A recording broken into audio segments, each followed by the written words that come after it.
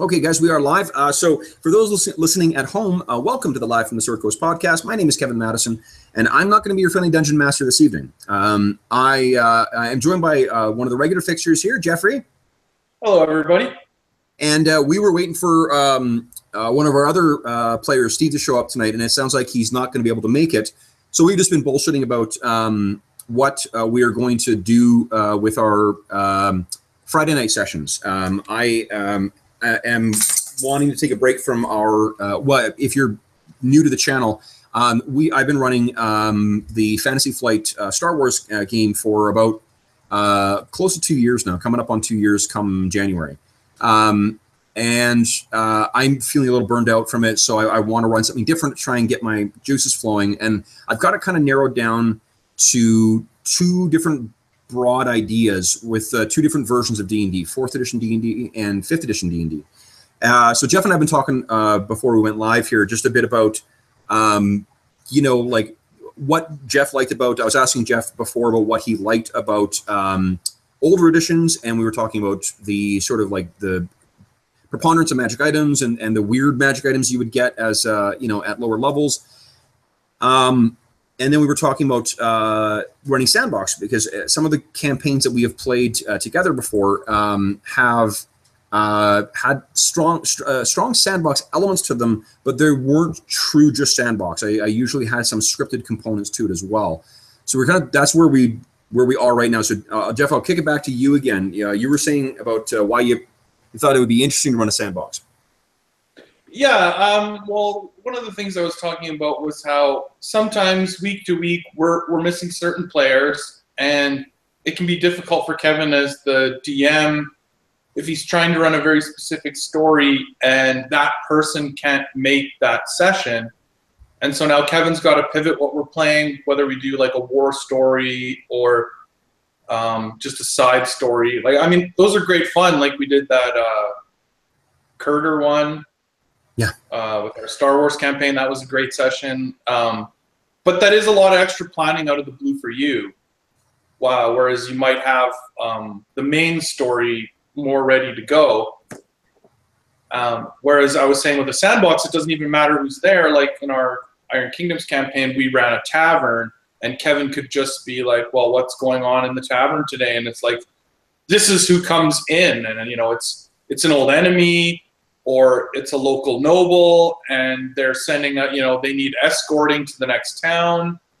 You can just throw endless little adventure hooks into a Sandbox at will, or you can have ongoing smaller story threads that when, the main story's not there, the other characters can just pick up on. Like, yeah, well, I was looking for my brother, and so, Kevin can throw a hook in there while this guy comes in, and he's heard a story about this guy that could be your brother in this other nearby town, and so then me and the other characters that are there could head off to that town for the session and investigate, or Yep. It's just very easy to be fluid. I think it gives the world more verisimilitude as well. It feels more like an actual lived-in world when there are, things that respond to you, or things that are happening without your control, or without your, if there's more moving parts of the world that aren't just, being dictated by the story that's going on in your campaign. Yeah. And that's one of the, because I've been, one of the things I was hoping to do with, I was thinking back to our Tyranny of Dragons campaign, and I think if I had just let you guys follow some of the story threads that I was dangling in front of you, I would have enjoyed that campaign a lot more than what I did. I burned out on that largely because I felt like there was too many. I had committed to running that specific plot, and it was to be honest, it was a shitty adventure, and that's why. And it was, to me, boring. Like, there's things in it that didn't make sense, and we started running it like right after 5th edition came out, so we didn't have the benefit of the online resources that say, hey, here's how you fix this problem with the next step in the adventure. Absolutely. I think the other thing that I find with a Sandbox game versus a more story-driven game is, personally, I find that my characters are more fleshed out, more thought out, and just better characters in general. Like, I think Gorgosh was one of the best characters I've made. And a lot of that would come from, Kevin just asking a question like, well, what's your character doing today? And you would think about it and sort of build up a world around your character. Or like another game that I think that we played recently where that happened was Blades in the Dark. Yeah.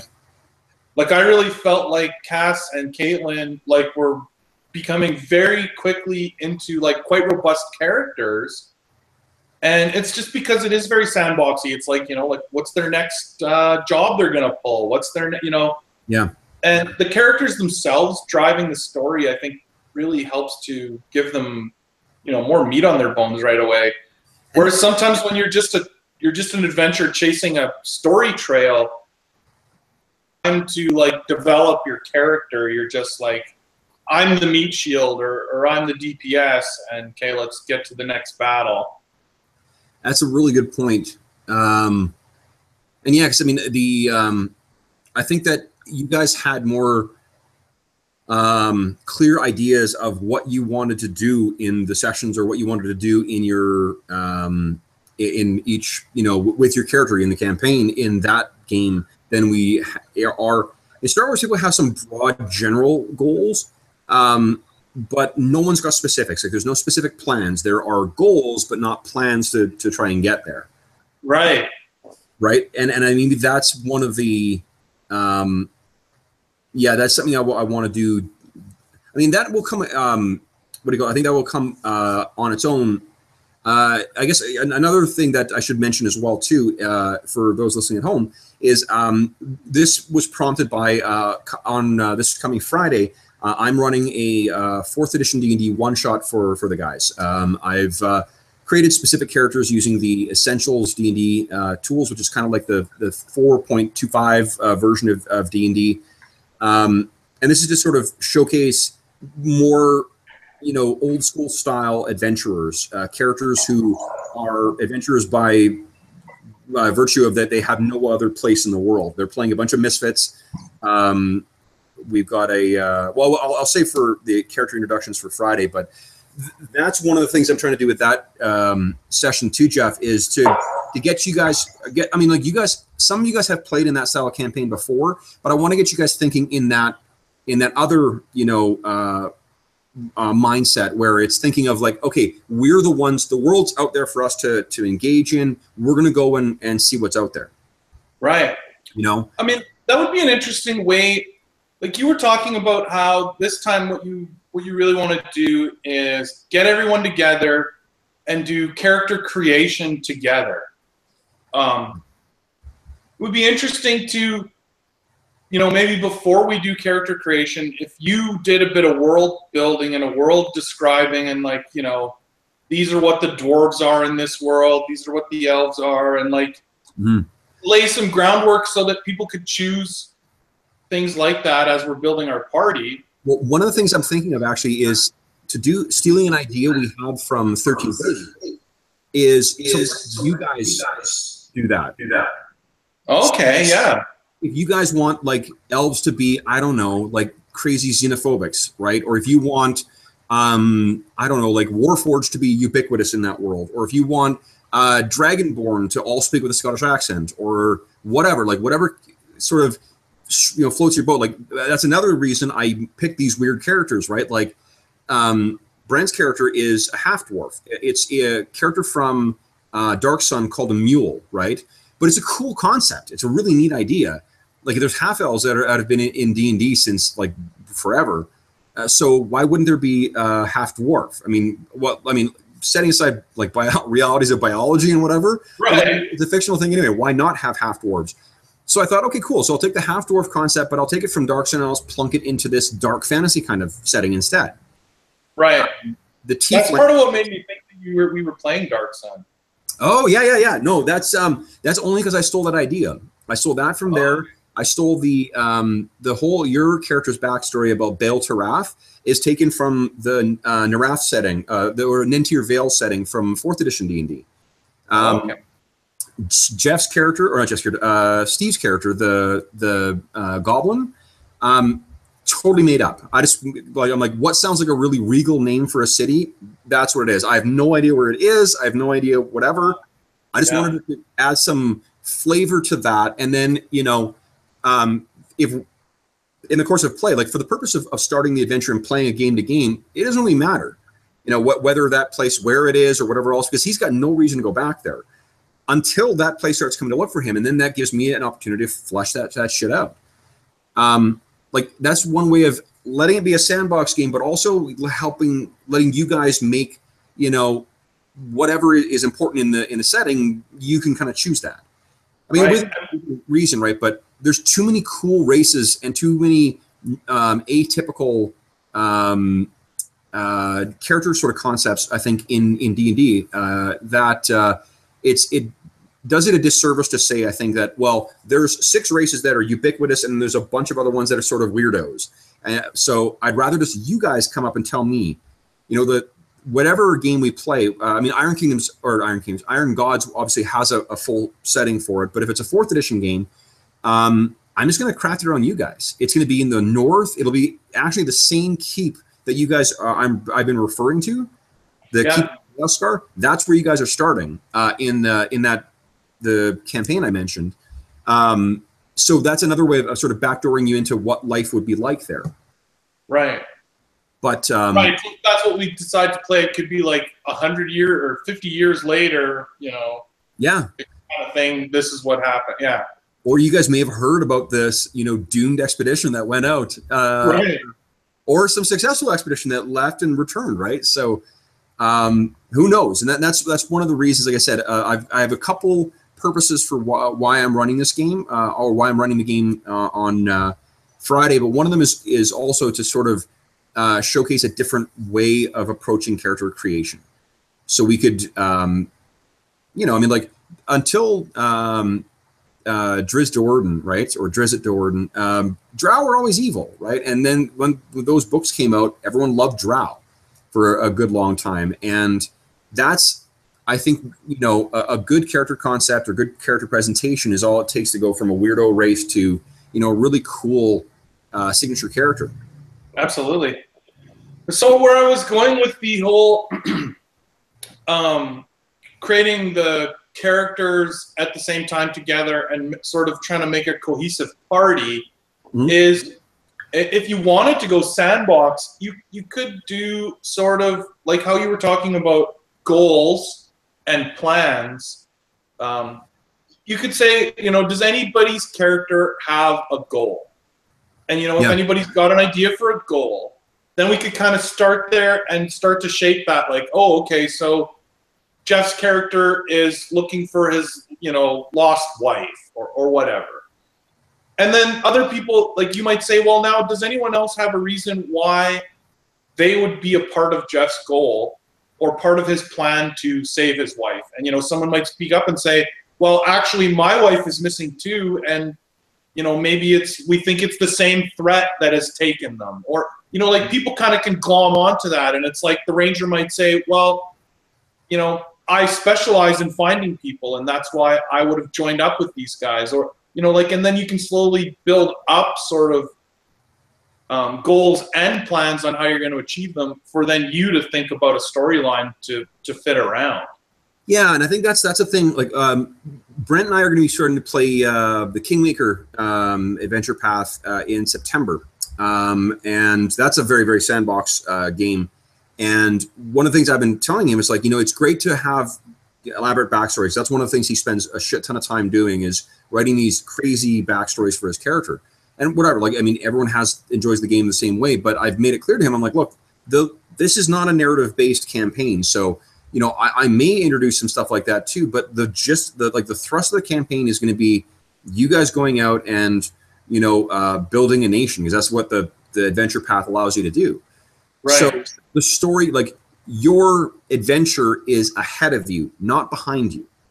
Right. The source of your adventure, I should say, is ahead of you, not behind you. So, and that's one thing I thought, like, with the way that I've written this, the characters, right, and like these are just whatever. Ketchak is a character I played in Chad's campaign, actually. He wasn't a half dwarf in that, but it was a dwarf, and I've twisted the campaign a little bit, but that's just an old character name and a character concept that I just, worked a little harder.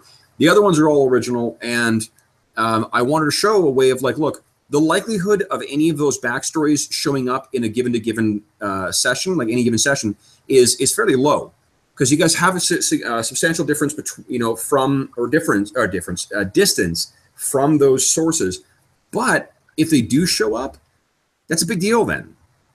Right. And I mean, like, you could, so as the DM, so you can react to this as we're building the campaign, let's say, if you went with the sandbox thing. So let's say I say, I'm looking for my long lost wife, and you're like, okay, does anyone else have any other goals? And Corey's like, my character wants to own a castle.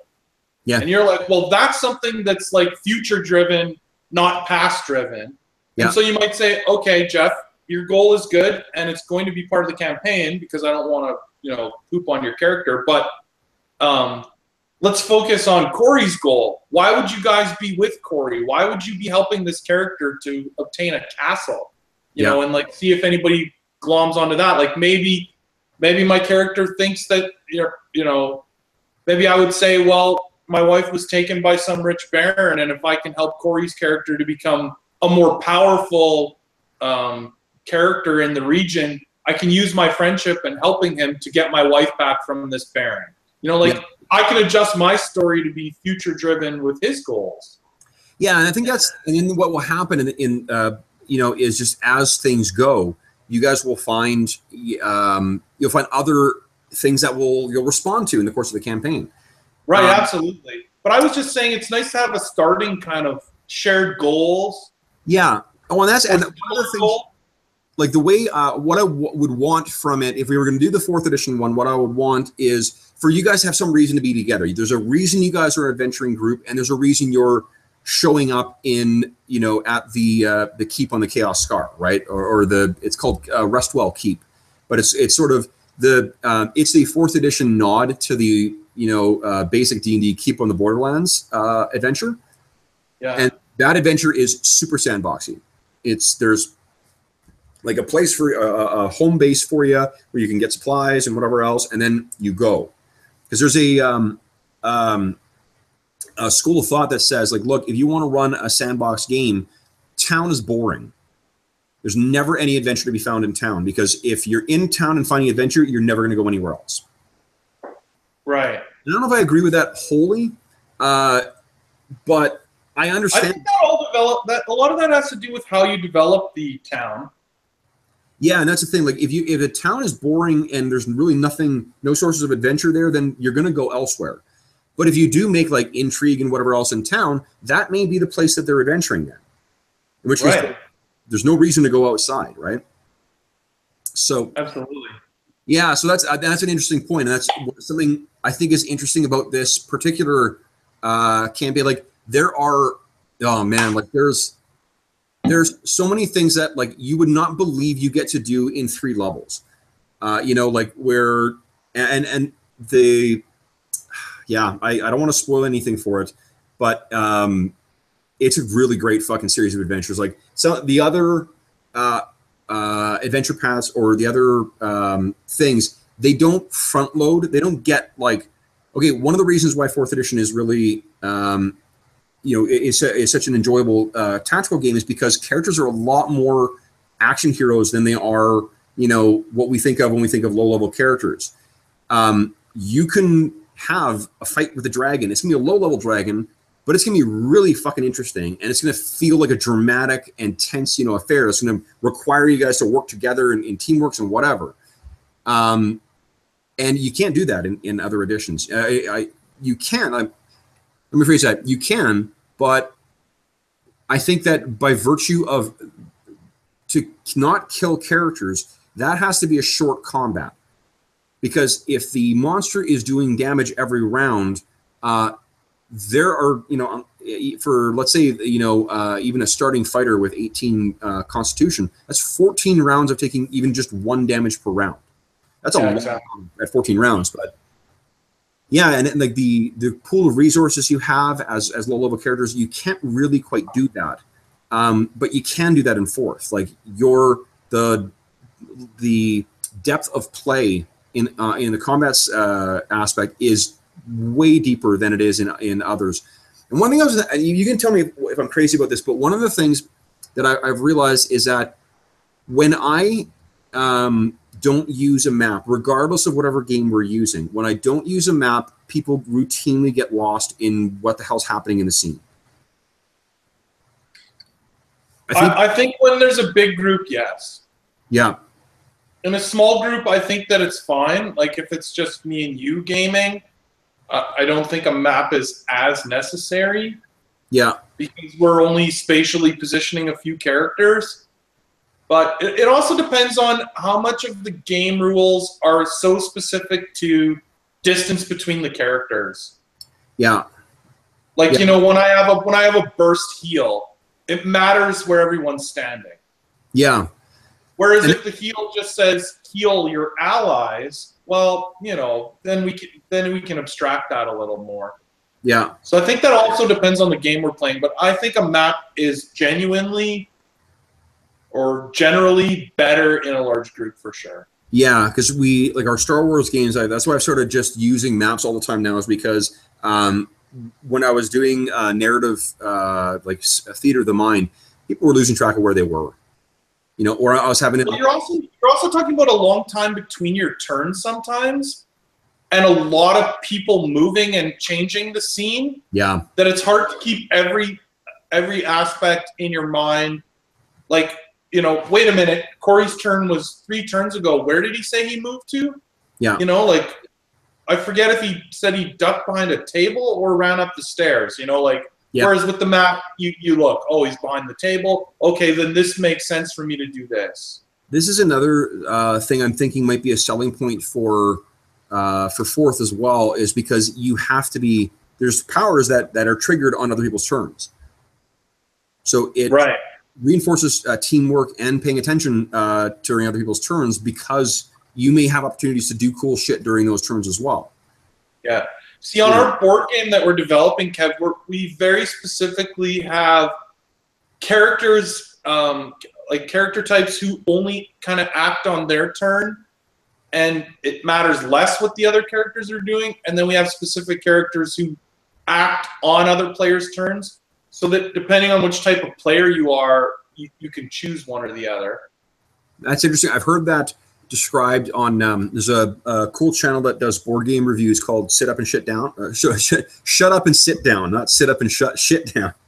Shut up and sit down. And one of the things they talk about is the differences between European board games and like North American board games or British board games, where British and North American board games are more adversarial, and European board games are more kind of like you're in a game playing on your own and other people happen to be playing the same game. There's less interaction. And I imagine that's like a fucking broad brush, and I don't play enough board games, and I'm not conversant with enough to say with authority one way or the other, but that is sort of, you know, anything that will keep people engaged on other people's turns. Like, I don't know if it's just because, you know, I'm a DM way more than I am a player, but I'm always listening to other people's turns when I'm playing. I think it's Absolutely.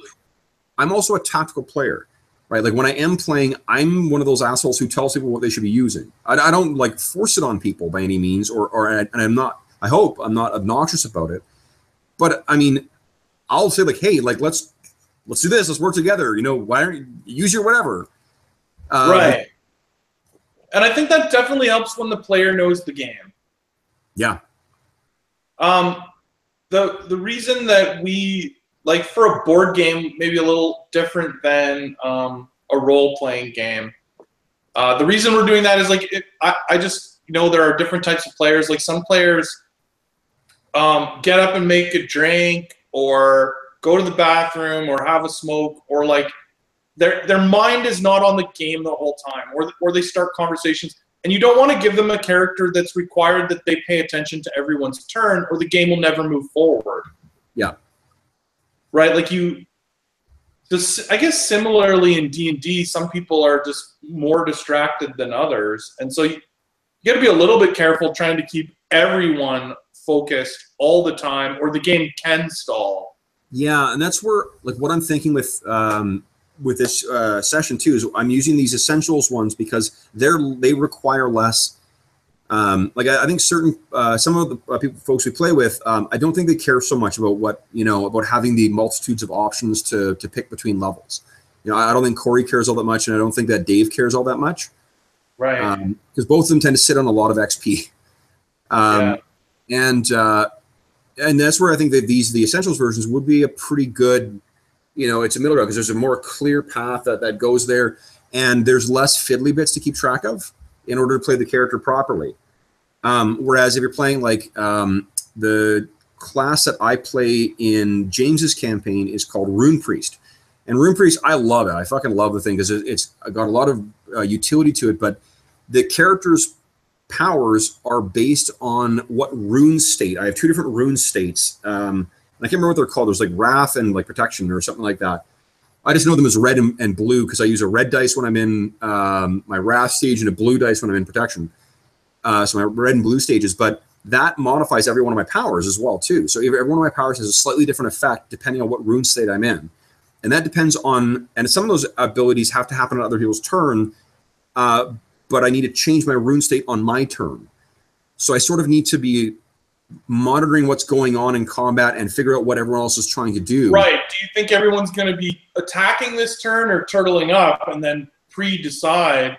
Yeah. So that you can react properly. And that's what the adversaries are doing too. Like, are we going to get fucking overwhelmed with a bunch of people and take a bunch of damage? So I, flare up and I do my, my protection stage, and then I'll use some power that will give, damage resistance to everyone for to the end of their next turn.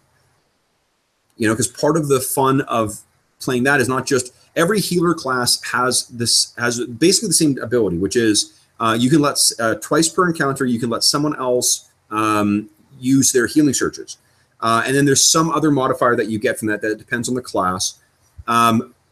But there are different ways that they affect healing or mitigate damage. So like clerics, a lot of times they're just like buffing up heals. It's straight just like slapping heals on people. But the rune, the rune priest, he actually, or she, I guess, but in my case, he does it by mitigating the damage, by minimizing how much damage everyone is taking, by giving them 3 points of resistance or giving them 5 points of resistance. So that the amount of damage we're taking each round is less, and that way I'm not just blowing through all my healing resources. But for me, like that's the tactical level of engagement I want in that game, and I think that there are some of our I think that you're more of a board gamer than what Brent is, I think. So you might find more to enjoy in that aspect of the game, but I think Brent would also find a lot to enjoy as well. Because Brent is definitely one of those players that the more he knows the game and the more he knows the other characters, the more he likes to help out with like what you're saying with suggestions or tactical strategies as a group. Yeah. If you do your fireball this turn, then my thing that, adds on to that will be a great combo, that kind of stuff. It's a happy coincidence that Brent picked fighter for his things because he's playing the defender, and the defender is the tank.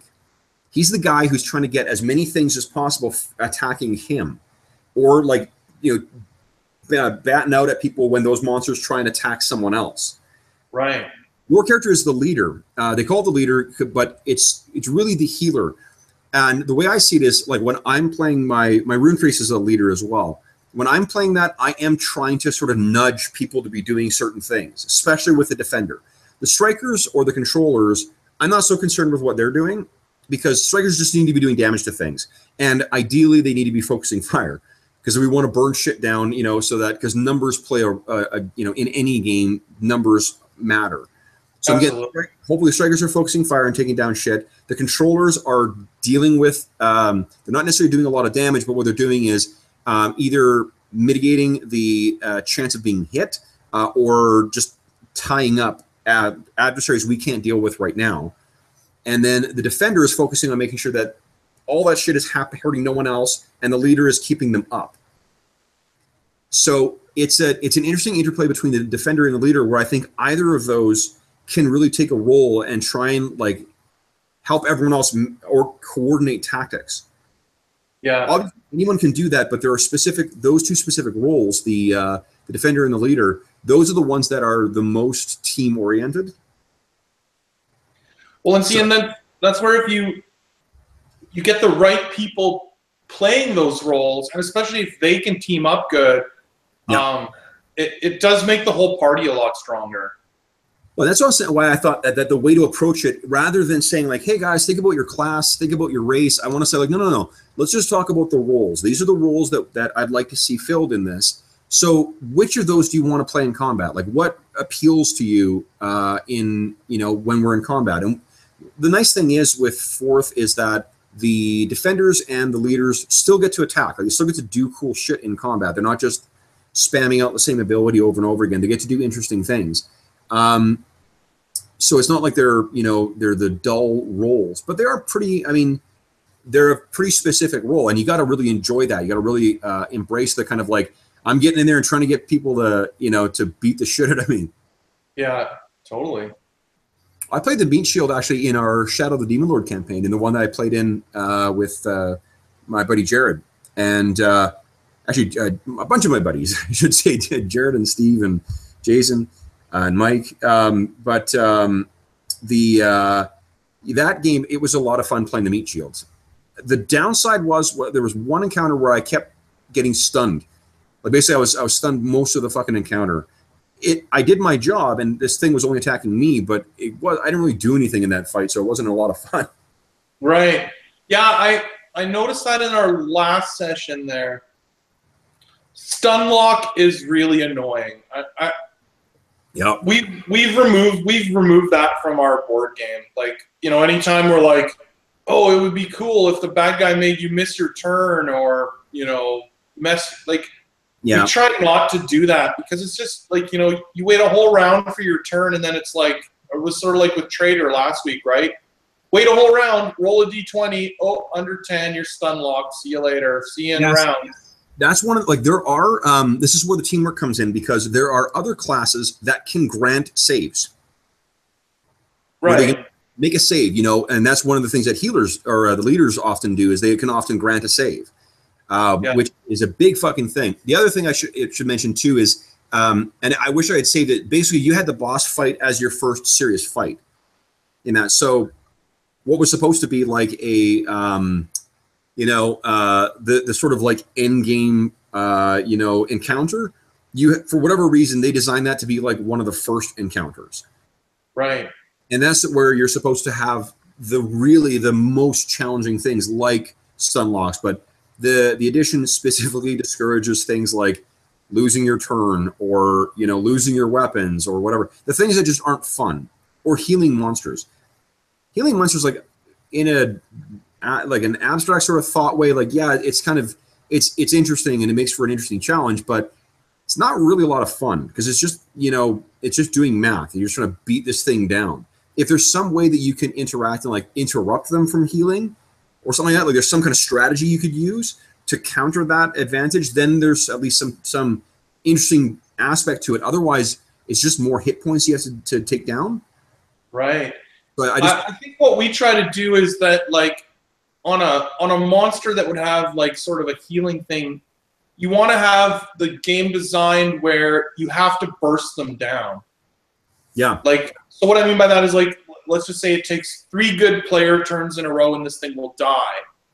But if you have 2 or 3 bad player turns in a row, it'll be like you just started the fight over again. Like, yeah, like burst will always beat its heal is what you basically have to plan for.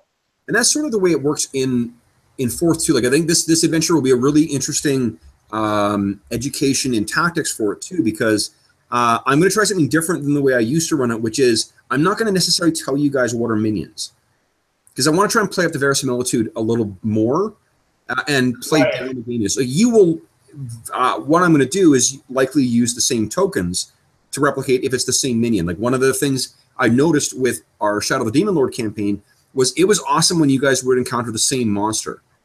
And you'd be like, oh, fuck that thing again. Right. Absolutely. So you learned the tactics, and that's something that because of the game, say, sweetie, because the combats can last a little longer, and you can have stages to them in 4th. I have the opportunity to have that kind of in-session education where you guys are like, fuck these things again. Don't let them get close to you. They've got an aura on them that does whatever, you know? Right. And see, I actually think like that plays out so much better than my character wants to roll to see if he's ever fought this thing before. Oh, yes, you have. Oh, they have a bad aura. Like, that's way less fun than, like, this is the third time you fought them and now you have tactics. Like, everyone get your spears or whatever, you know? Like, it's more exciting when you actually know what to do. The cool thing, too, I saw in the last time I ran fourth, too, or in one of the last times, I should say, is as the guys leveled up, they were picking abilities specifically to synergize with each other. So there was like, they were a group of 5 all drow characters, and 2 of the characters really specialized in making these big AoE damage things. So like one would create this hunger, he was a warlock, so he'd create this swirling vortex of darkness that was called the Hunger of Hadar. And then another one would create this thorn wall, both of which you take damage if you, I think, start your turn or move into. And then they had 2 other characters that routinely fucking tossed people in there. And they picked their feet so they could move more distance. So what they would do is get in fights and then like bam, bam, and like whoop, pitch these guys in there. Right. What I did is I started using monsters that would counter that shit. So they were like, well, I don't need this ability anymore because I'm never going to use it anymore. So I won't make that mistake again. But it was cool seeing that. Like, it was cool seeing how the specific powers they were taking were to synergize with each other in to make their job easier. And it was great. I mean, it made for, they did like make a lot of encounters a lot fucking easier than I think they were intended to be. Well, see, like a fun example of that would be like you said, where 3 goblins on one character is a challenge at the beginning. So, you know, let's say you, let's just say goblins, you fight them early in the adventure, you know, there's 10 of them, it's quite difficult for your first level characters, and you fight them routinely throughout the 3 levels, and like by the last, you know, you get to a point where your characters have fought them before, you've learned some good tactics, and it's like you can grind through 50 of them quickly because you, like you said, they have this vortex going and they're just throwing goblins into it. And I think that's very rewarding as a player. Totally, because you're learning how to play the game better, right? It's not just your, it's not just that you're learning the world and learning the story and whatnot. The game component, which is, it's a role-playing game, right? Like, it's also, there's the role-playing component, and that's always, you know, a key element to it as well. But if the game the game is really robust, then there are tangible rewards for learning how to play it better. Right, and I think it's totally fine as a DM to not worry about every combat being challenging, like letting the players, like, let's just say the final storyline of this little 3-leg thing is you have to fight 100 goblins. Yeah. And if your characters haven't learned over those 3 levels how to handle goblins very easily, it could still be incredibly challenging when you fight the Goblin King and he opens the doors and 100 goblins rush you. Yeah. But in your other scenario where if the party's figured out, well, okay, you do the vortex, you put the thorn walls on 3 sides of it, and me and the other guy are just going to chuck goblins in as fast as we can, and it's going to chew them up like a lawnmower.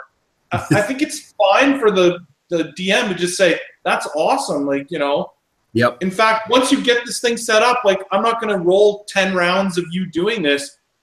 You guys did it. You chew up all the goblins, and now the Goblin King is standing before you, irate, and let's move on to that part of the adventure, you know. Like, that's the thing I think that is, you know, having had distance from 4th, there's a lot of lessons I've learned in the other games we've run that I really am interested in bringing to bear on this. You know, like a lot of the like the skill challenges are something that was introduced in 4th edition, and I use those honestly, like whether I'm calling them that or not, in pretty much every other game I've run since. Just because, like, if you're being asked to roll X amount of successes before Y amount of failures in any of my games, that's a skill challenge.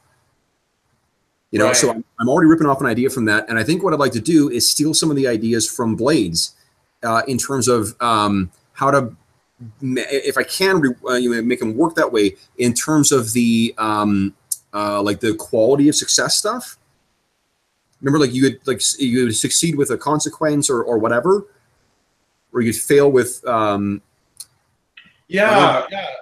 Fail. Yeah, like you can kind of fail forward. Yeah, I know what you're talking about.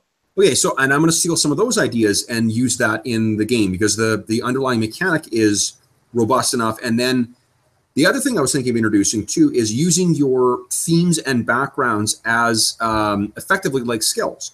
Like in 5th edition, they use it with proficiencies. And let's say that you've got a like your character in Friday session is their theme is noble. So your race is tiefling. Your class is cleric. War priest is the subclass. Theme is noble, and the background is martial training. So like each of those gives some mechanical benefits as well too. But what I thought was like if there's some situation that comes up where one of the skills isn't, one of the skills that you've got doesn't apply because 4th edition has a consolidated skill list like what 5th edition does. Rather than saying like, oh, just roll one of your raw attributes, the bonus you get from having a skill is +5. So just, I would say be a +5, right? Like, let's say that your character's got, you're trying to judge, the worthiness of, like, say, a group of militia. Like, how well are these guys gonna hold up to combat? Rather than, I mean, that might be an insight check. But maybe, like, if you're not trained in insight, you can say, well, okay, well, I think that, like, would that fit with my martial background? And then you could get a +5 with that, the same as if you had a skill in it. Right. That's cool. So, yeah, so I thought that would be an interesting way to play up a mechanical way of the other story stuff. To give a mechanical benefit to the story background that you have for your characters. Well, I'm going to put a light on because the sun's going down, so it's getting darker. Yeah, it's getting dark. Yeah, that sounds great. Yeah, I thought like I can think of a lot of different ways where, like, not supplementing, but just playing up the cool loose nature of the non-combat components in 4th edition. And then, because then what we would have is, and I don't know how much everyone else really wants tactical combat. I love, crunchy tactical combat. I'm a BattleTech player from way back in the day, so I really do enjoy that. And I love, combat is a dramatic thing. It doesn't need to be the only part of a campaign, obviously, but when it is present, I prefer for it to be exciting and dramatic and whatever, and both in a narrative way and in a mechanical way. Right. But for the other stuff, like, yeah, I don't know. I mean, like, it would. I think it would be an interesting way to let you guys kind of figure out who these people are and make just the have mechanical benefits for whatever story character you want to have. That makes a lot of sense to me. I hate the rigidity of the skill structure in some ways. I find that it doesn't correlate perfectly to the real world in the sense that, so many skills are interconnected in the real world.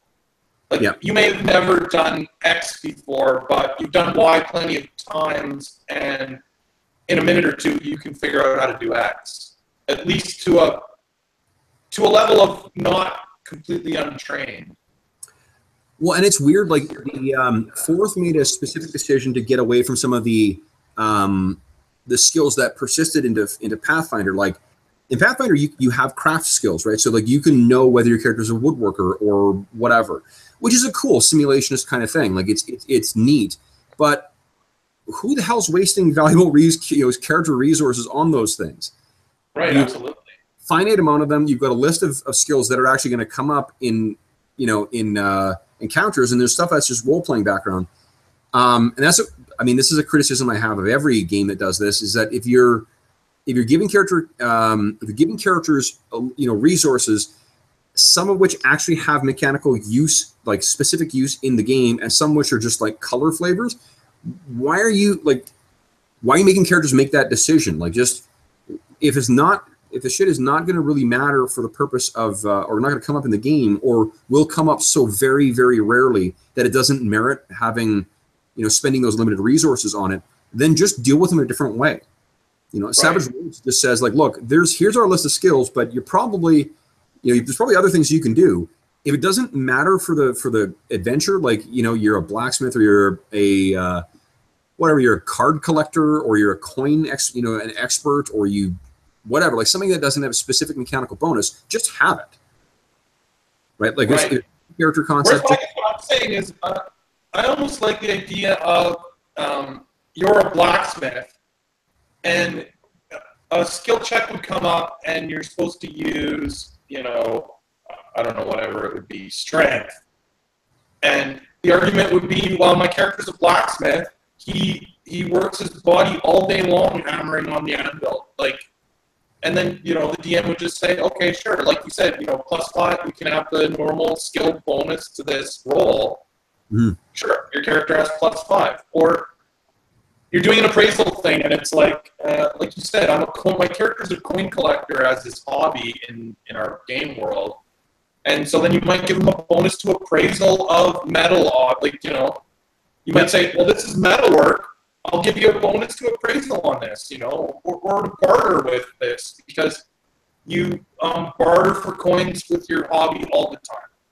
So sure, have bartering, but rather than, like you said, waste points on bartering that's just sort of role play stuff, just give them like hobbies and occupations, and then make judgment calls on, or let the player argue why they have that skill. Yeah, I mean, you guys are all good, you know, good enough and fair enough players that I would trust you to be able to say whether, you know, or not something is within your character's, you know, wheelhouse. But that's the interesting thing, that I think that where the background also, like, technically what the background does is it gives you either, it makes a skill a class skill, it gives you +2 to a skill, or it gives you a language. It's really otherwise just color. Like they give a whole bunch of samples in the books. But otherwise, like at its core, that's what the background does. So ripping off, and I guess the other thing is ripping off an idea from 5th is I could also add a non-combat, you know, element to it too, just like in 5th, where like if you're a rogue, you know, you can get away with, you know, because your reputation, you can get away with, and I mean rogue is in like the descriptor, or the colorful descriptor, not the class. If you're like a dangerous, you know, scoundrel, you may be able to get away with not paying for drinks in a tavern or something like that. Like that's one of the backgrounds from 5th, and then that would give, I think like there's ways to cook, to either like play up certain aspects of 4th, or to cook, you know, or bake in, I guess, ideas from other editions or other games to really. To address the criticism that people have. I still don't think it's a valid criticism, but to make it the game that I think would do everything we would want, which would give because, you know, you think of like Iron Kingdoms had some, some social skills in it, but there was never any attributes assigned to them. And there was no other mechanics. Like, there was nothing else to that game that filled in the diplomacy or whatever else side, the social side. Yeah. See, you saying that thing about like the simple part of the road thing, and, you know, maybe it lets you get away with not paying for drinks or whatever. I think that those kind of subtle role-playing or social rules are great for helping players to develop their characters. Yeah. Like, you know, you have a bar scene and you introduce it because we're meeting someone there and they're going to give us a piece of information, but it's very interesting if the roguelike character is like, you know, I don't pay for my drink and I leave or whatever. And then, like, you know, the other character's like, well, I try and leave without paying for my drink, you know, and the bartender grabs you. And, like, just, you can very easily kind of, the players can have small things that can lead to building up their character. Yeah, and I think that's also stuff I want to sort of do together, to have you guys. I want everyone to make their own character, obviously, but I like the idea of everyone contributing to everyone else's characters as well. Right. You know? Yeah, that's always fun. Yeah, because it's and for this time, like, this is I sort of had made a mental decision. You guys have been incredibly patient with routinely playing different games and different games and different games, and I don't want to keep doing that. Like I want you guys to, the contract we had before was, the social contract was you show up and I'm running the game, I'm running. And for the last couple of months, I've been running all sorts of different fucking things. And you guys have been great with like letting me dabble in those things, but I want to commit to a specific game so that we can play through and set an end goal for it too. Say, listen, we're going to play till 3rd level. At the end of the session, you'll hit 3rd level, and we'll see how you like the game. We'll see how you like the players or the characters, and you see if there's other stuff you want to do with these guys. And then we set, our next waypoint and say, okay, then we're going to play up to this point, and then we'll see. Right. Well, maybe that's a good opportunity to do that. Let's just say that 3-level adventure. Give the players a opportunity to get to know the characters they make. Yep. And then have that a session, which was sort of like what I was saying. Like, well, do any of your characters have a goal? And then someone speaks up with what their goal is, and then it's like, okay, let's start with that as a goal. Do any of these other characters see them, why they would be a part of that goal, or part of a plan? Or so then you might want to advance it if no one's interested. It's like, well, what's your plan to achieve that goal? And then the player can expand on what their plan is to reach that goal. And that might be something that someone gloms onto. Like, well, I don't care about your final goal of getting a castle for yourself, but when I hear your plan is to, loot dragons, loot the 5 historic dragons of the land and steal from them.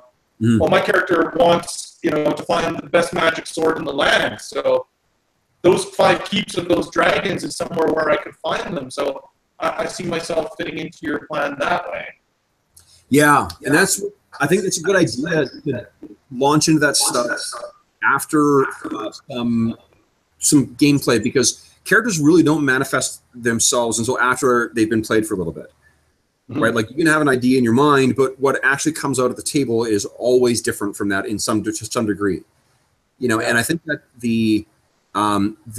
there's a problem sometimes when there is, like, if I'm reading a backstory and then I'm planning something, based on that backstory of how I think the character will respond, and it's being played differently than the way I expected, there's incongruity between, what I hate having to have that conversation. Like, well, you just told me that, that your sister was important to you.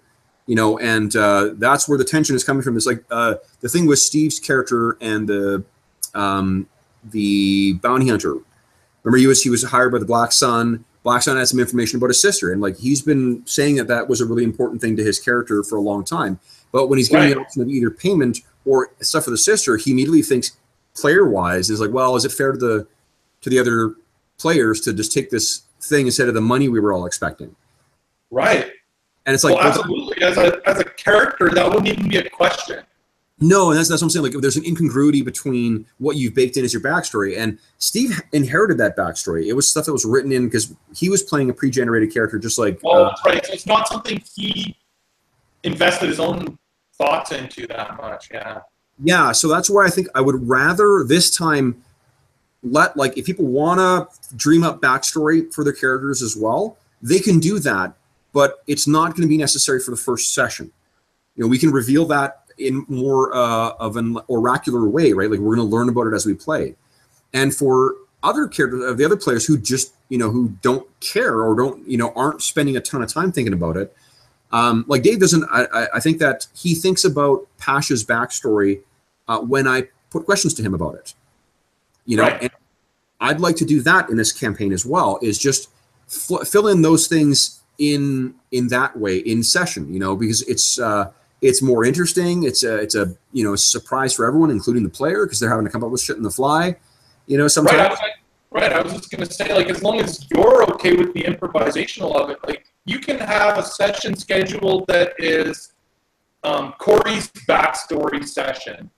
Yep. Period. No one knows anything about it. And you just show up, and it's like, all right, Corey, start telling us a little bit about your character's backstory. And then you wait until he says something that you latch onto, and you're like, oh, perfect. Okay, well, your uncle is showing up at the tavern today.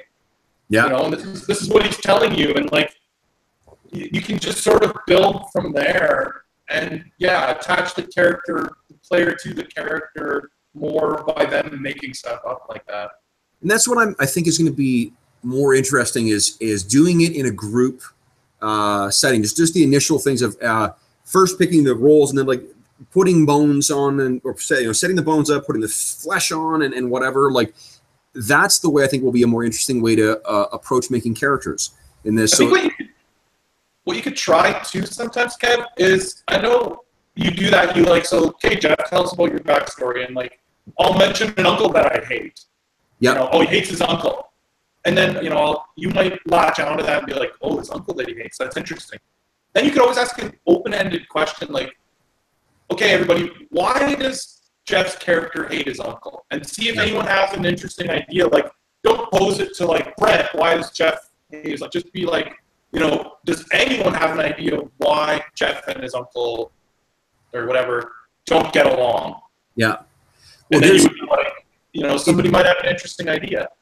I realized in our Eclipse phase, before Star Wars came out, it looked like Eclipse phase was going to be the next game I was going to run as an ongoing thing. And when you guys, you and Dave were playing together, you guys were playing each other's ghosts, or they're not called ghosts, but they're whatever, the little like VR avatar that helps you out. Right. Yeah. So that was, I think that would be an interesting way of doing that as well. Like basically ceding some story control to one of the players rather than than me. And that's where, yeah. So even the player themselves, like, maybe the feud didn't start because of my character, it started because of my uncle. And then you might say, well, does anyone have an idea of why Jeff's character's uncle hates his character? And they might be like, well, I really see Jeff's character as a real cocky character. So, like, maybe the uncle thinks he's cocky and just could never, connect with him or whatever. And, like, you can start to play up those things. And that might help. Like, I might be like, well, I never thought of my character as cocky. But and that's something I add in. That's one of the reasons why I left a lot of vague holes in the sample characters I sent out as well, is because I wanted you guys to think like, well, there's a ton of untold story here, and that's what I'm looking for at the start of a campaign, right? We don't need novels of what's come before, because it's just, the adventure should be what's happening in the campaign. And it's important in a, like Brent's almost like a method role player in the sense that he wants to know every aspect of the character's, prehistory and whatever. But he responds really, really well when he's put in the spot with stuff instead. So I think that he'll do a good job of this as well. And then it's almost like it's almost like you're playing Mad Lib's story game in some ways if you do it totally. This way, where it's like, and I think the way that we'll do it, like, I mean, because I would expect him to fill in backstory as well, which and it's great because it's something he enjoys. But what I would think is that by fixing, his race, class, theme, and background and role, I guess. Well, I mean, by picking your class, picking your role in with everyone else, you guys will all have time in between to cook up extra backstory, if you want. The only things that we need is that, reason. To be honest, I think I'm leaning way more towards fourth than I am third or fifth, because as much as I really love the Iron Gods Adventure Path, this sounds more interesting to me right now than just running through that adventure. Right. Because we're creating the campaign world, we're creating the game is going to emerge from the course of play. There's a set campaign that's going to happen for those first three levels, or first a set adventure that's happening for those first three levels. But I think it's, I think it's a much more. This will be a much more interesting exercise and make for a much more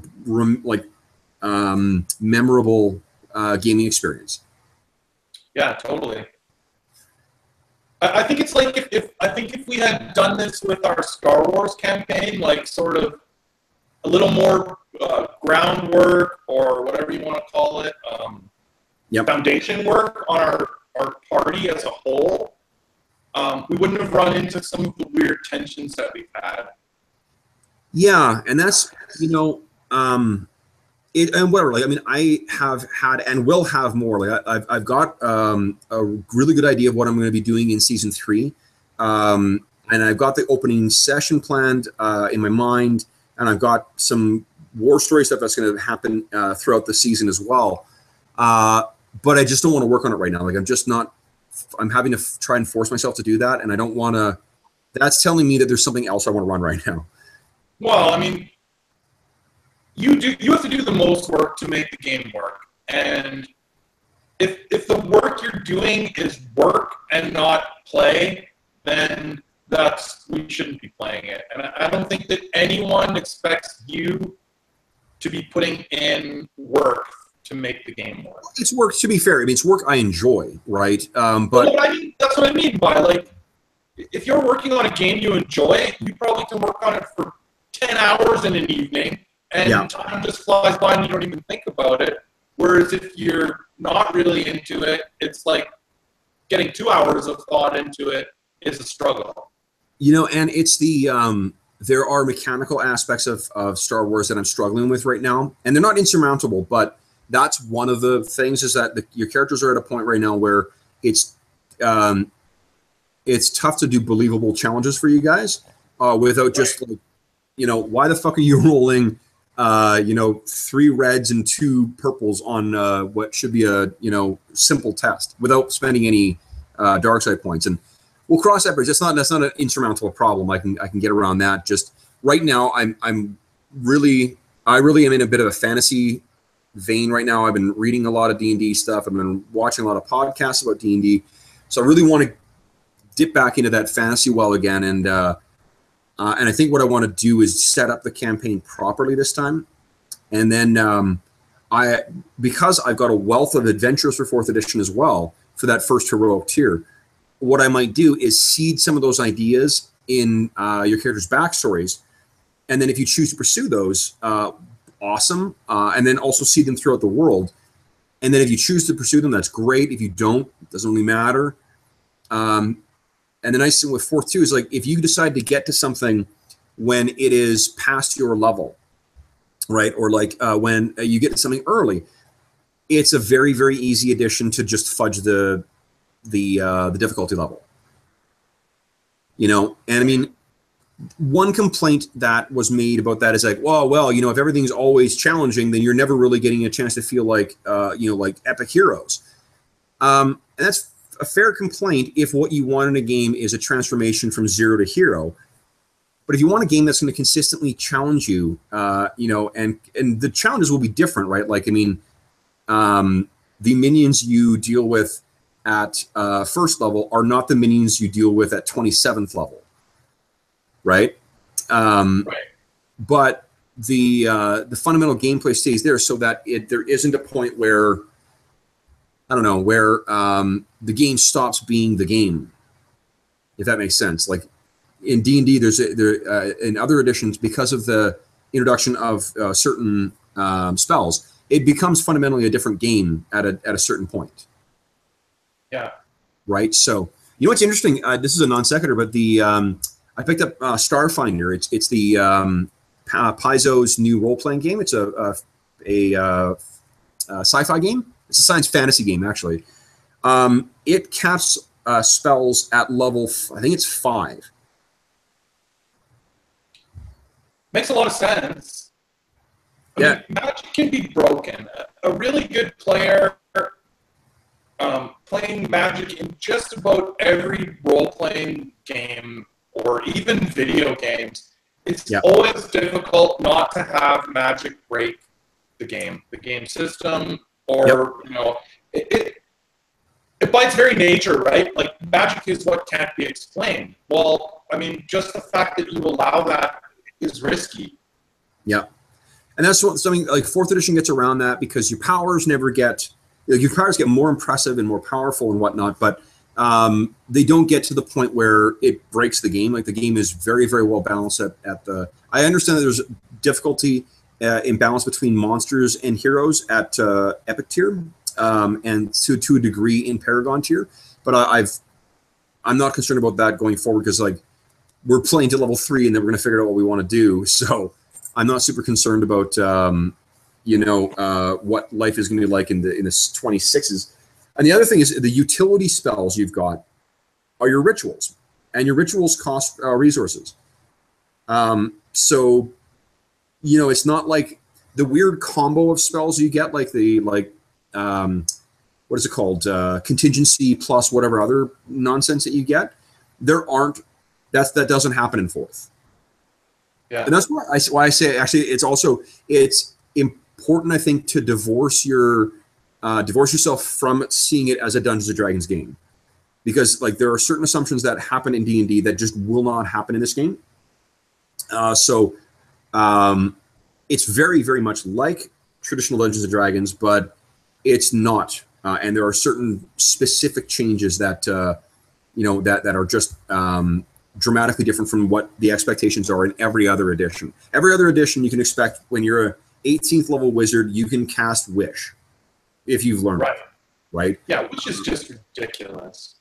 Yeah, that's where I'm really just kind of like being 4th edition's cheerleader here, but it's another one of the reasons why I don't find the criticism of the like, oh, the game's so bland and so this, but I mean like, or it feels too gamey. Like there are certainly aspects of Vancian magic that are the D&D traditional magic that just make no damn sense. They're so obviously game mechanics and not what do you call it? I'll give you an example. Reading Starfinder, one of the things they have is this: you can buy from off the shelf something that will buff your if you have a class ability to cast healing, a certain amount of healing per day, it'll give you one more use of that. But you can never use another.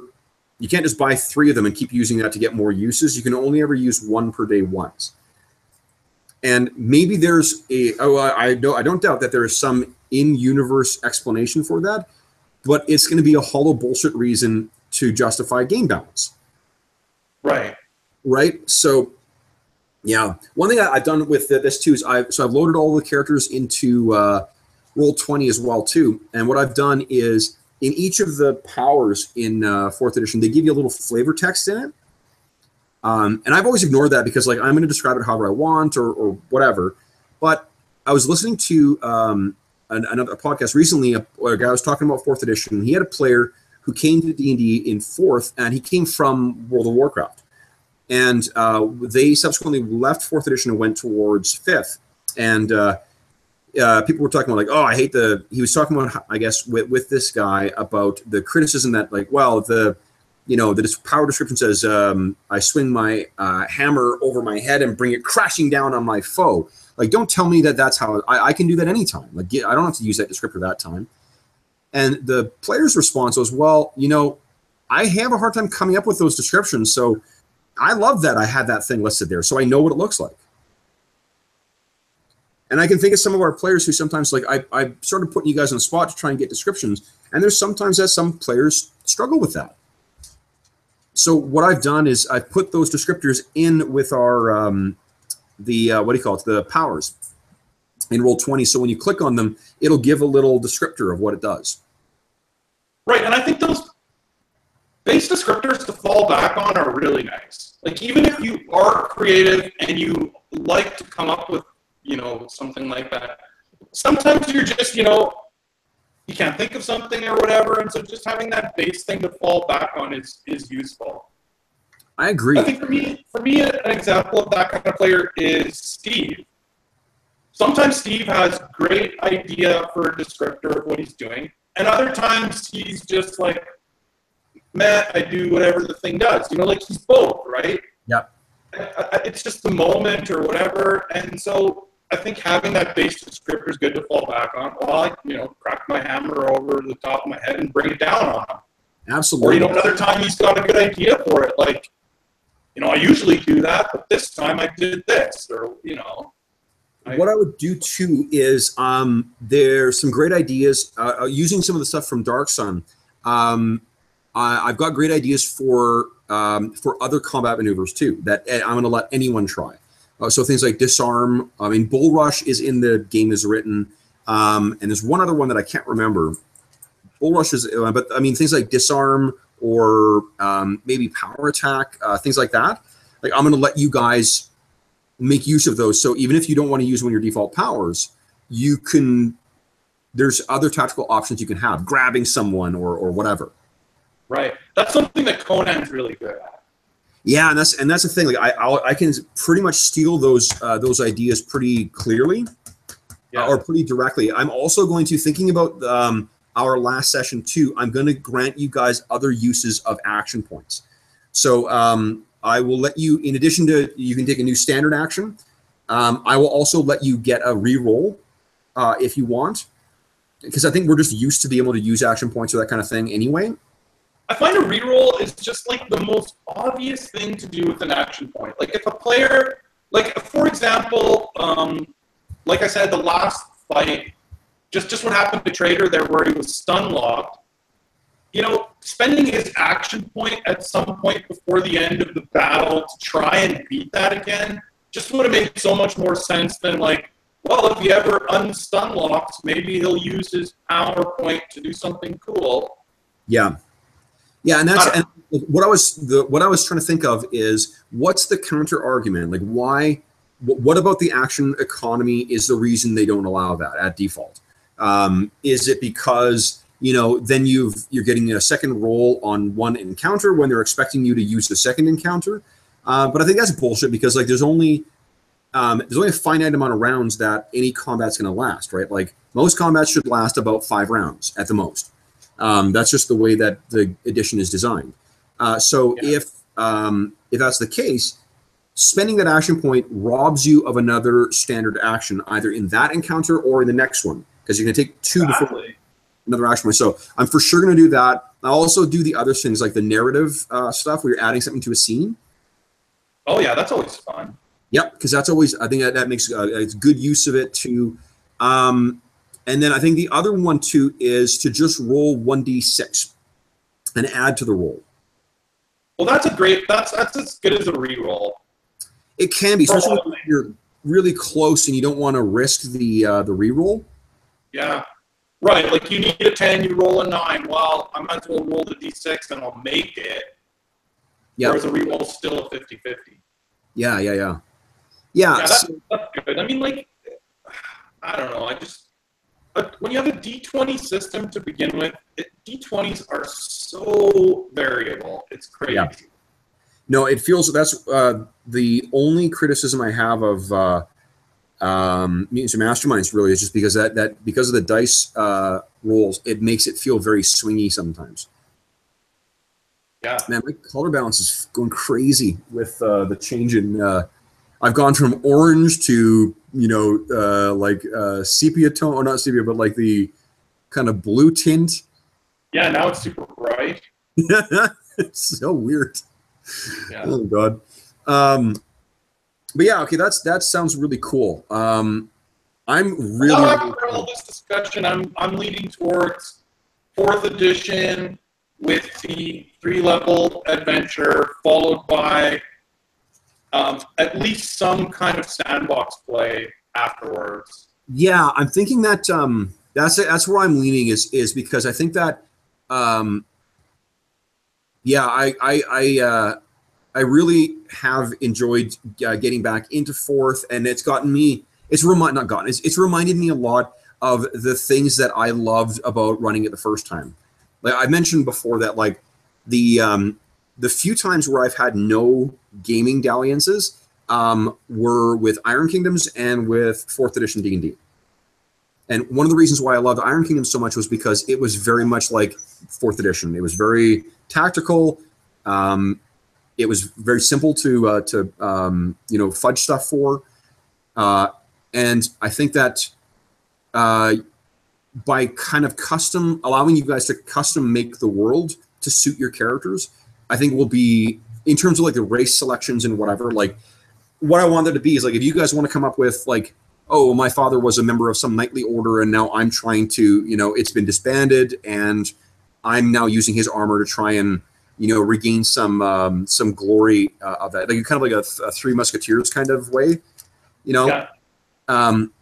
We can bake that in. You don't have to have prior knowledge of like, oh, well, here's the thing in this default setting that does that. Like, I just want to be able to make up shit on the fly. Like if I decide I'm going to fully embrace the backstory for 4th edition, which is one of the things they fundamentally changed is how the cosmos works. Like the cosmology is not the great wheel thing that has been in every other version of D&D. And giants are actually like descendants of primordial titans that basically fought the gods and lost. So yeah, it's something called the Dawn War. So there's this really dwarves were slaves of the giant in this Narath setting. The Baal Taral stuff or Taraf stuff I've got as your character's backstory, that's all taken from D&D. Like what I'm thinking is using the 4th edition default setting and then just fudging it to fit whatever we want. So that sounds good. Yeah, I think it'll be a lot of fun. And then seriously, this opening adventure, the other good thing is we can get through. It's divided up because it was designed for in-store play. It's really divided up into separate scenes. So that'll take roughly 2 hours to play. So we could get through 2 scenes, say, in an evening. Or if I feel that we've spent too much time chewing chewing the scenery, I guess, then I just flesh that out a little more, and then we've got clear delineations between each session. Right. So if people aren't there the next session, we've got ways around that. Cool. But yeah. Okay, cool. This has been very, very, very helpful, Jeff. Thanks very much for letting me think this through. So I was thinking we could, it's like 10 to 10 now. Yep. We wanted to chat for 10 more minutes. I did have something I was going to talk to you about or tell you about. Yeah, of course. Yeah, shoot. I don't think we're ever going to play my little Star Wars idea for an adventure. I think what we need to do is pick a weekend. Yeah, maybe we could do that. But I was going to tell you about it because we kind of like vaguely talked about it and like some advice and stuff. Mm-hmm. And I was going to explain to you some of the decisions and choices of what I was thinking, just to like maybe have a discussion about it. Yeah, absolutely. It's not going to affect my when we get a chance to play it. I won't tell anyone else. And to be honest, I think everyone else is too busy to watch this channel anyway. No, I don't think they ever watch our game discussions. Yeah. So the idea, for those listening at home, came from an online post someone made with a bunch of sort of alternate versions of Darth Vader. They had sci-fi Darth Vader, fantasy Darth Vader, just a whole bunch of cool pieces of artwork of variant Darth Vaders. Mm-hmm. So the idea for the game is to run like sort of an adventure that starts in the main Star Wars universe, but it's sort of like Sliders or Quantum Leap or one of those type things where the characters are jumping between dimensions and fighting these alternate versions of Darth Vader. So originally I told Kevin and the guys, like, I wanted to give you a fully leveled character, and so I'll sort of explain this idea to you, Kevin. Now you can sort of tell me if you still think it's good or bad or whatever, because you were steering towards like starting at first level. Yep. I'll explain what I was thinking. So what I was thinking is the first session, the characters were supposed to be created in such a way make your character in such a way that Luke Skywalker, as sort of an old man as he is in the current movies, why he would be recruiting you for an elite force.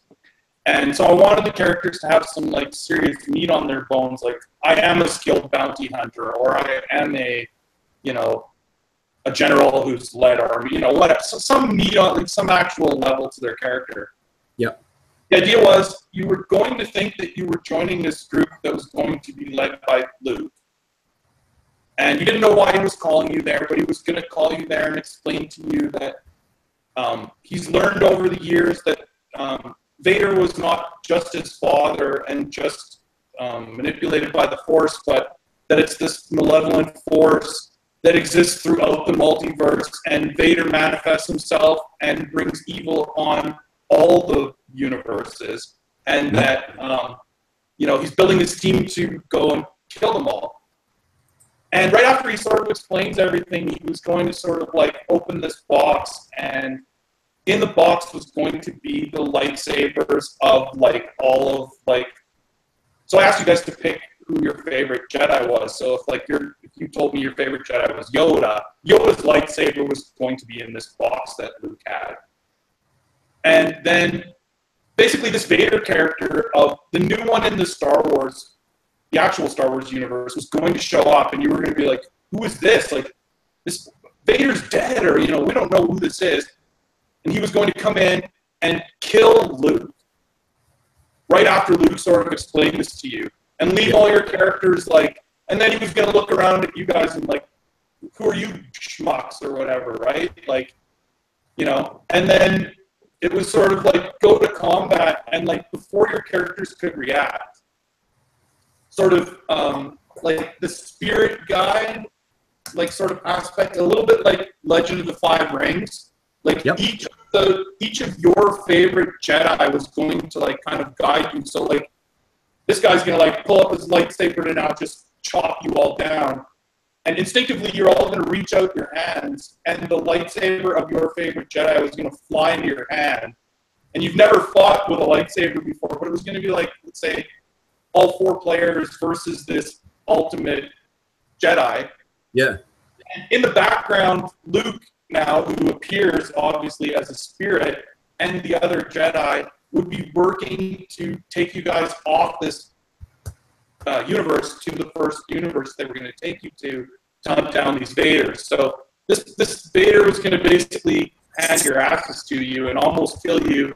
And at the last second, Luke and them were going to pull you to the first world where you would be hunting down the first Vader, who was a much easier to kill, like maybe a younger, not so powerful one as the main one. Yeah. Who would be the return to main villain of the storyline, obviously. Yeah. Like returning there to kill him at the end would be how the game would end. But so then you would go to the first one. So the reason I was going to do that is I would want you to use your sort of veteran powers in the first part of the adventure to be like, okay, you're in a strange world you've never been before. You got all these challenges, and have a good base of skills to like, you got to figure out who this Vader is, what their weaknesses are. Like, do they have a big army? How do I find them? Like, there was a lot for you to do. That was sort of high level stuff that would be hard for a first level character to like. Yeah. Welcome to Earth, and now you got to figure out that Donald Trump is Darth Vader. Yeah. And now you got to be able to get to like the White House to fight him.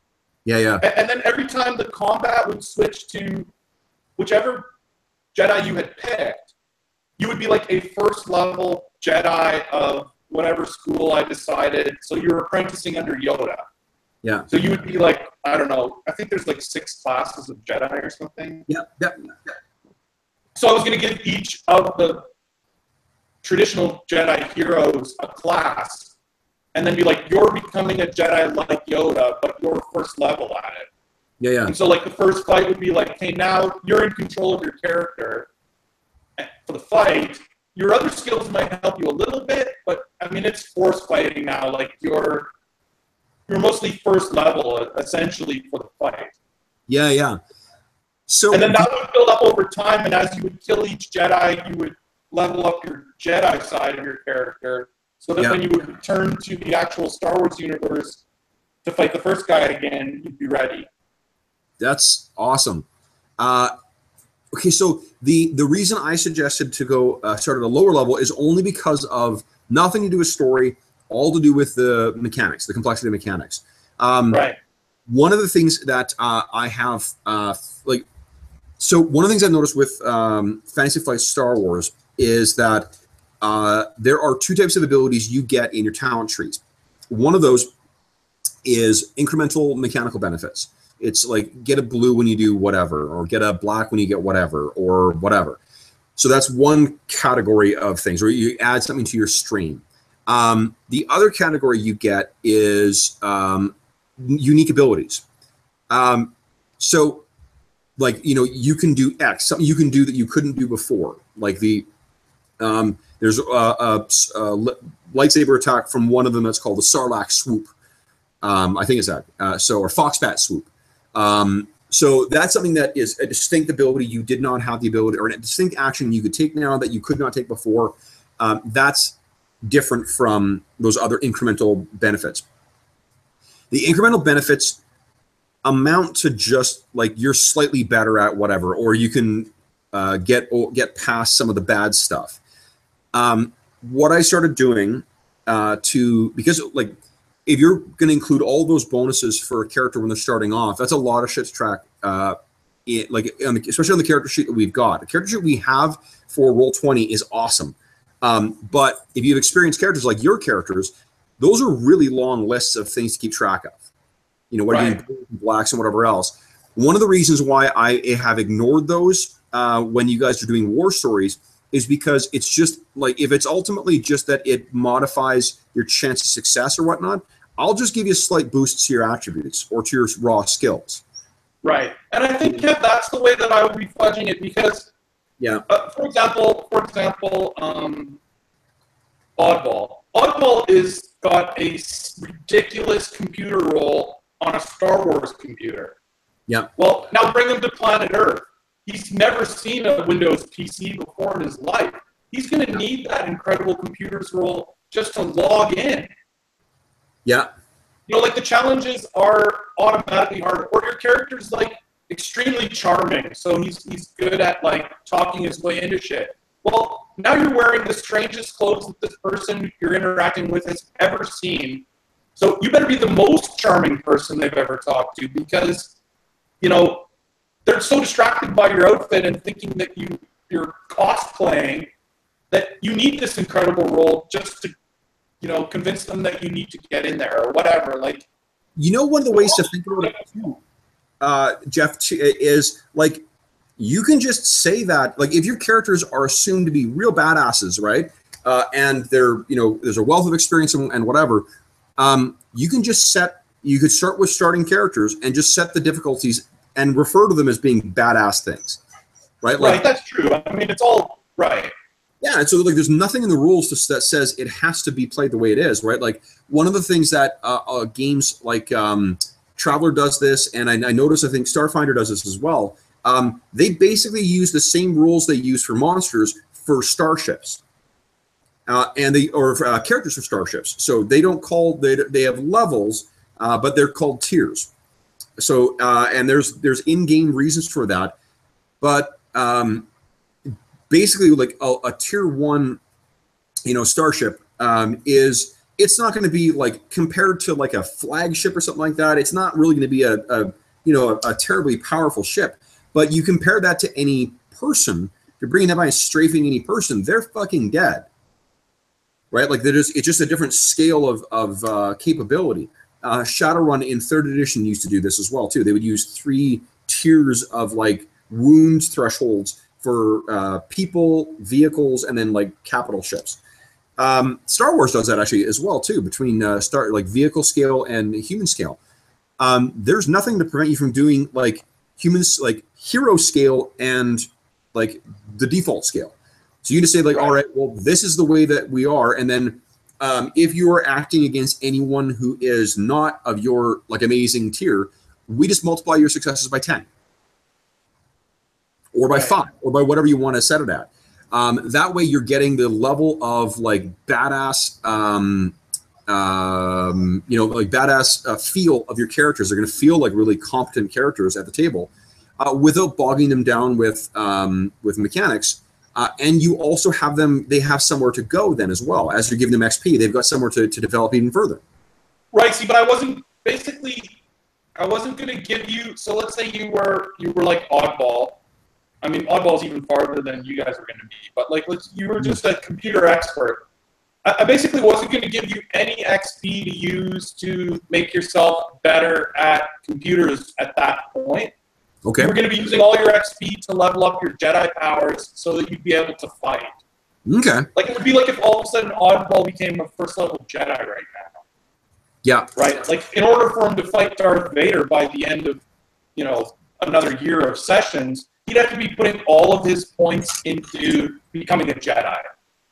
What you could do as well, if you want to give the players a little more agency, is you could they could be advancing in that and then effectively give them lesser XP to spend at their discretion. Because there may be shit that comes up in the course of the campaign that, one of the reasons why I really strongly advocate for people not planning their characters ahead of time is because it's better to respond to the campaign as you go than it is to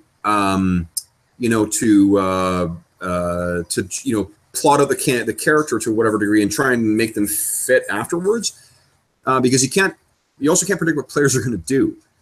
Routinely, there's times where players will do shit and you're just like, not routinely, always. Players will almost always do shit that you don't intend them to do.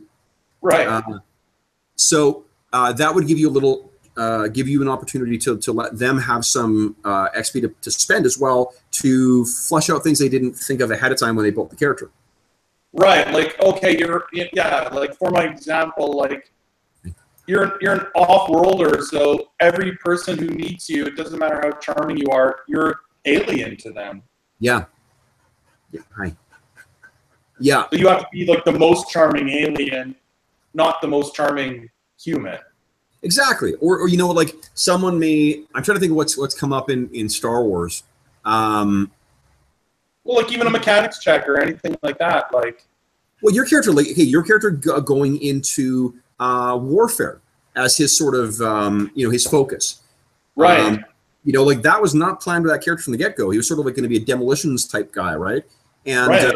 And that's an interesting natural evolution of that character. Right. And it's still fitting with, like, he still is progressively better and he's badass with his bombs. But it allows him to expand some other areas that are just fun for you. Right.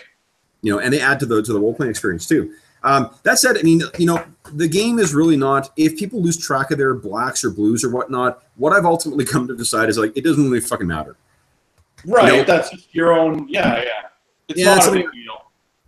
I get really hung up on making sure that people are taking advantage of their, are knowing what they're playing, because it just personally, it irks me when, like, if the game if people are going to forget about their characters because they're so complex, they're going to forget about some of the things they can do, then it's not worth having it in the game.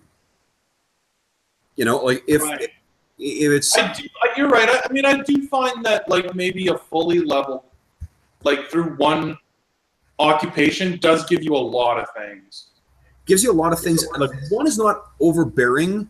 And we're all familiar with Star Wars as well too, so it's easier to do. Another suggestion I'd make too is pre-gens. If you want to give it like a try for a one shot and then go, just do pre-gens, because you have an idea of what you expect from it, and our group is amazing at picking up pre-gens and playing. Right, so I could just do I see what you're saying. I could just pre-gen the characters. Yeah, and just say, like, guys, here's the 5 characters that I've got, or if you want to prep more, here's the 7 characters that you can choose from, pick the one you want to play. Right. And then we will imprint, because, like, Steve and Dave are great examples of people who have breathed incredible life into pre-gen characters. Right. Both those characters are Pash and Oskara are pre-gens. They've played them to make them their own, but they're pre-gens to start with. Right. That's not a bad idea. Yeah, because and while we know the system, you're going to be introducing the setting to us, and they will be new characters doing new things. Not everyone's going to know what what every character class is capable of and whatnot. So they're going to be, to a degree, learning the mechanics as well. If you've given pre-gens, they don't need to figure out.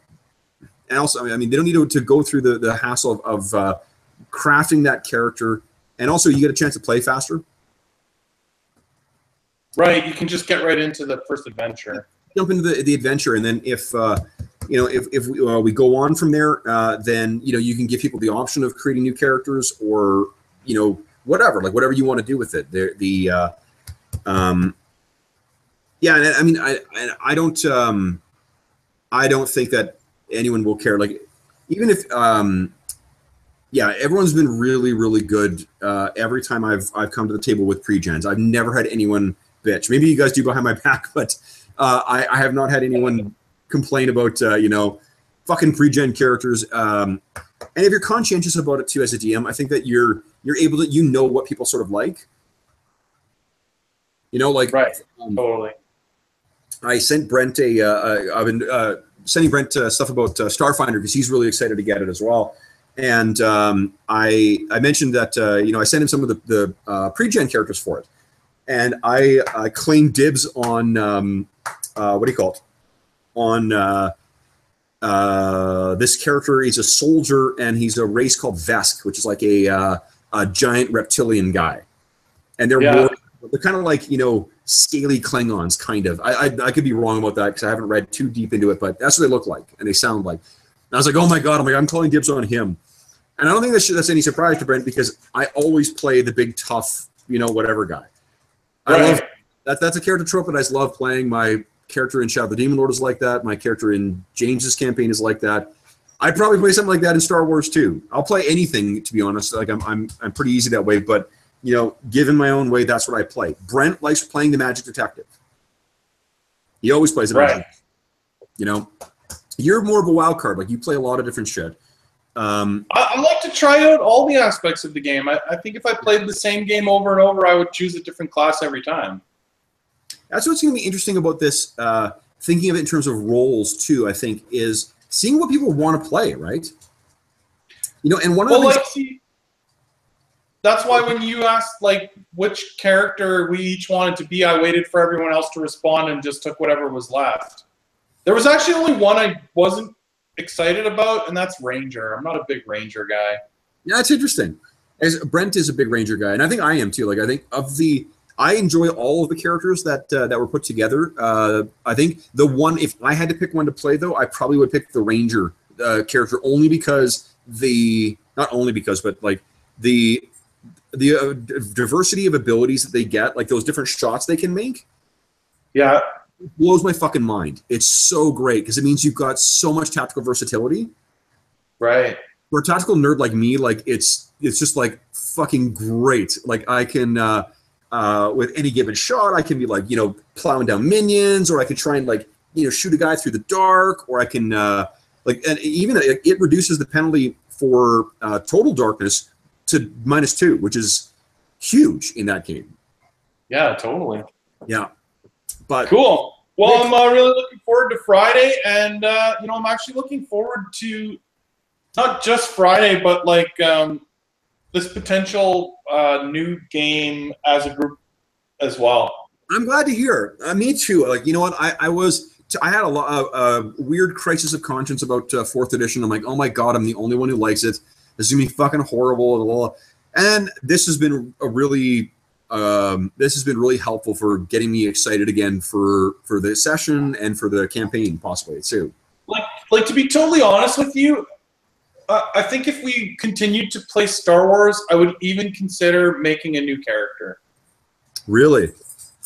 Not that I don't like Oddball, but you don't know a game when you first play it, right? And like you said, I'm the kind of player who, I like to change it up. And so to play the same character for so long, that's not as compelling to me as maybe Gorgosh was. Then it does feel like a long time as the same character. And that's something that I think will be interesting about this. If I free up the multi-classing rules and let you play whatever the fuck you want, then that will give you hopefully some. It can be something interesting all the time, right? Like, you can be, you can totally rework things if you want to. I'm also letting you rework every level. You can rework any of your feats, any of your powers, whatever. So if a decision is made and you're like, I don't really like this combo or whatever else, you can completely rework it by next level. Cool. So awesome. All right, so the dog is crying, which means she's had an upset stomach the last 2 days. So I'm going to get her out. Time to go for a walk. Yeah, well, we're way over time. All Okay, right, Matt. Okay, so for those listening at home, thanks so much for joining us for this impromptu chat. Hope you enjoyed our ramblings, and I guess I can now key this as a prelude discussion to our upcoming campaign. So maybe I'll label this video that way. Cool. Cool. All right, Jeff, we'll see you Friday. Sounds good. Good night. Bye-bye.